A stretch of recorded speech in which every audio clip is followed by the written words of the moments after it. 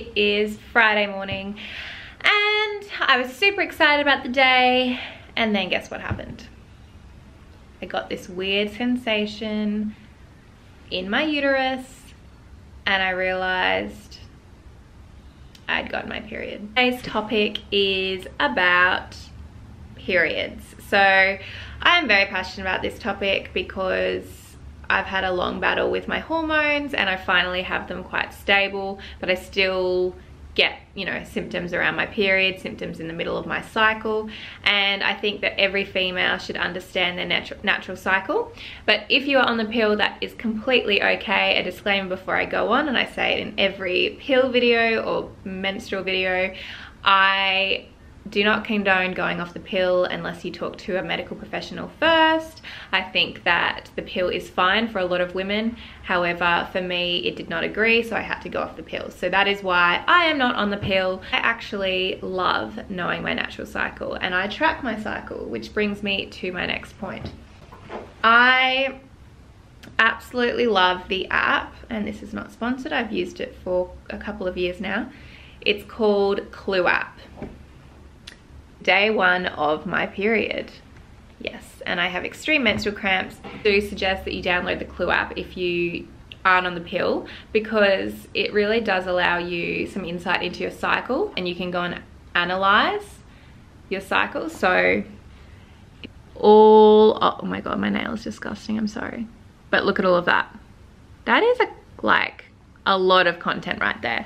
And if we go into a cycle, let's just see. Okay, here we go. So you can actually record your symptoms. So here it says bleeding, day one. Here I've got good skin.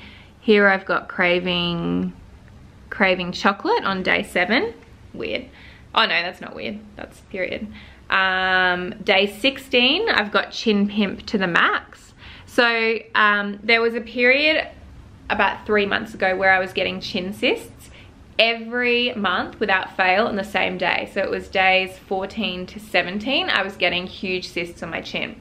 And that was because I had a bit of an estrogen, I was estrogen dominant, and I was having a few issues with my testosterone and estrogen, and that was determined by hormone tests. So I guess it's really cool to present this information to a doctor or a health practitioner, a natural health practitioner, whoever you want to see, and sort of show them what's happening in your cycle and the symptoms that you have, because that can give them a good idea of what's happening in your body and then help you to you know, put some sort of plan together to balance your hormones. Anyway, I wanted to just touch base on a few things that I like to do when I have my period, a few things that I like to eat.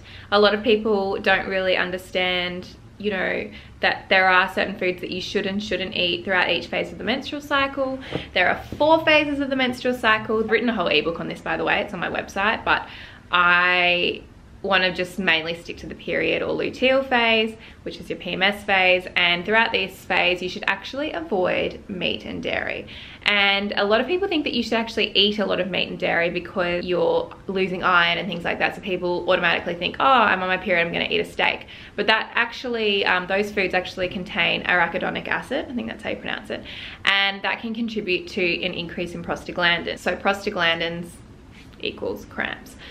So, or increased cramps. So I guess I know from doing research that I tend to sort of limit my dairy. Well, I don't eat dairy anyway, but I tend to limit my dairy and my meat products leading up to my cycle or leading up to my period. I think I'm going to do 1 or 2 recipes today which I usually eat on my period, and so I'm going to take you with me shopping. We're going to the produce this morning, which is one of my stockists of my granola, and believe it or not, eating nuts is actually good during your cycle. So I do eat my granola. The food that I eat the most is actually cacao, and cacao contains a lot of nutrients, but it also contains magnesium, which is really good when you're on your period and you're getting a lot of cramps and things like that. So I think I'm gonna make a mousse, which is what I actually eat anyway, and I'm gonna add avocado to it and a bit of rice malt because I love a bit of sweetness.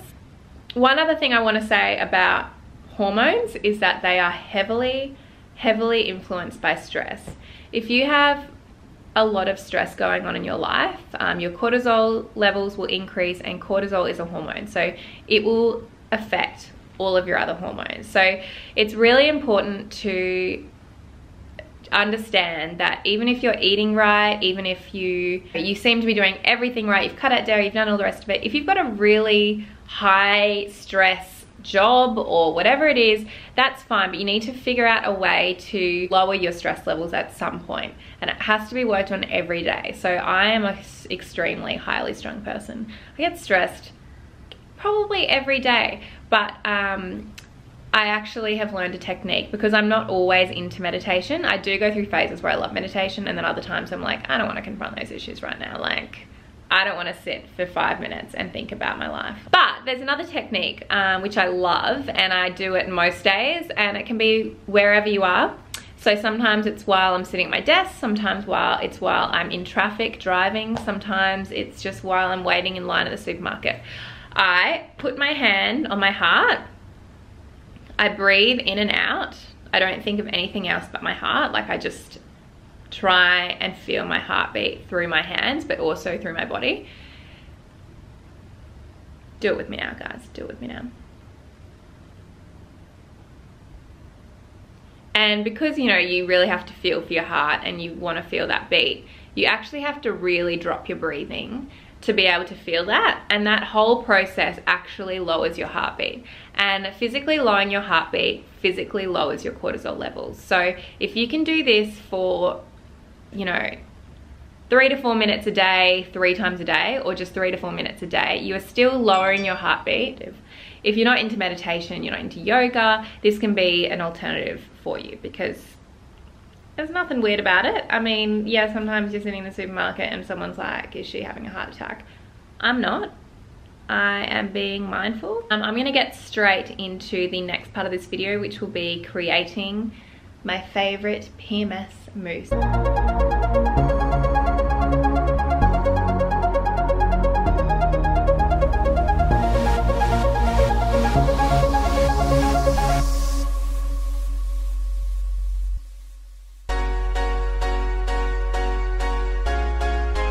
The granola. We've obviously already got this at home, but there is my granola, guys. We're definitely going to be putting that with the mousse.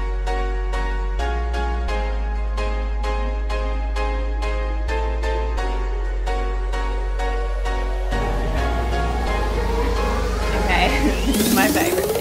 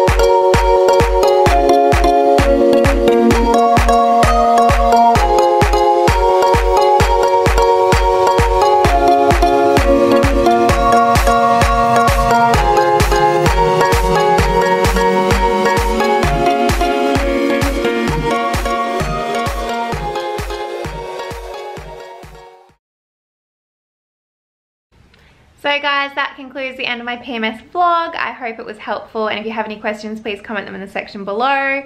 I hope this eases your period pain if you're sitting on the couch right now with period pain. And please give me a thumbs up if you like this video. Please subscribe if you like my channel, because it really does support these videos and lets me know that you want to see more content. I hope you have an amazing week, and I will see you in my next video. Bye!